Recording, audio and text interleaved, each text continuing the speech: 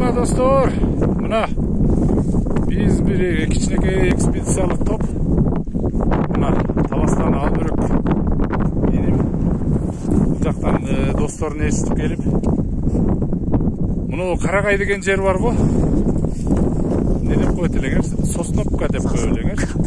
Ошо Сосновкадан Таласты көздөй муну ашууларды ашып, азыр могу ашуудан өтөбүз. Өтсөк Талас курган жол бар экен, бирок жол алыс экен. Биз могу жактан келдик. Могу жакта ошо чүй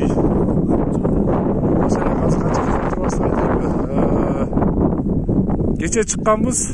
Кече саат 2'de чыкканбыз. Ошондо бүгүн жолдо бир жерде жаттык, састан өтүп. Тиягы 13 километр бастык, жок 14,5 километр бастык.